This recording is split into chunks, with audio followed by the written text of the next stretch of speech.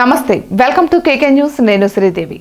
AP ప్రభుత్వ ప్రధాన కార్యదర్శిగా కొత్తవారి నియామకానికి సీఎం చంద్రబాబు కసరత్తు చేస్తున్నారు.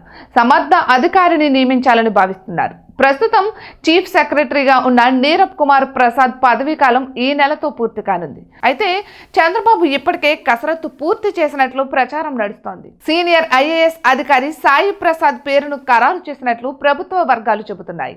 అయితే సీనియారిటీ జాబితాలో ఆయన 2వ స్థానంలో ఉన్నారు.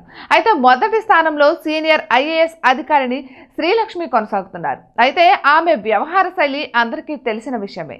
వైఎస్ రాజశేఖర రెడ్డి హయాం నుంచి ఆమె వ్యవహరించిన తీరుతో జైలుకు కూడా వెళ్లారు.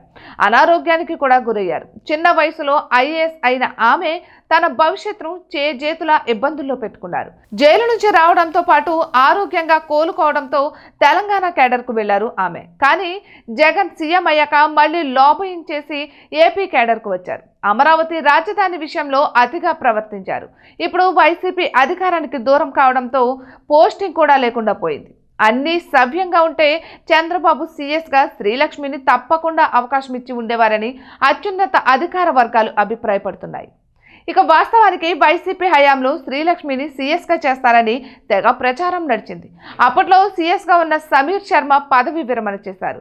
ఆయన స్థానంలో సీనియర్ ఐఏఎస్ అధికారిగా ఉన్న శ్రీలక్ష్మి ముందు వరుసలో ఉన్నట్లు అప్పట్లో వార్తలు వచ్చాయి. కానీ అటువంటిదేమీ లేకుండా పోయింది.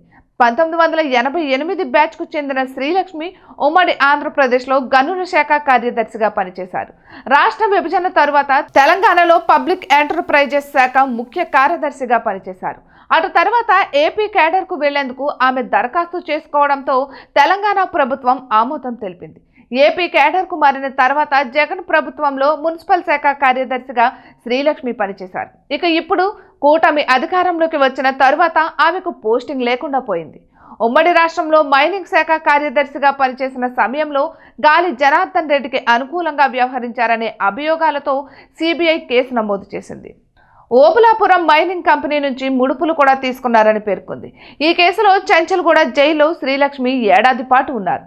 ఆ తర్వాత బయటకు వచ్చిన ఆమె సిబిఐ అభియోగాలను తప్పుపడుతూ ఆమె కోర్టులో సవాల్ చేశారు. దీంతో తెలంగాణ హైకోర్టు ఆమెపై ఉన్న అభియోగాలను కొట్టివేసింది. దీంతో రాష్ట్ర ప్రభుత్వ ప్రధాన కార్యదర్శిగా ఆమె నియామకానికి ఎటువంటి అడ్డంకులు లేకుండా పోయాయి.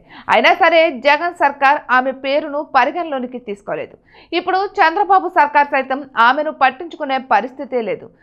చేతుల తన కెరియర్ను శ్రీలక్ష్మి పాడు చేసుకున్నారని ప్రభుత్వ అధికార వర్గాలు చెబుతున్నాయి. ఇటువంటి మరెన్నో వీడియోస్ కోసం కేకే న్యూస్ తెలుగు ఛానల్ని సబ్స్క్రైబ్ చేసుకోండి.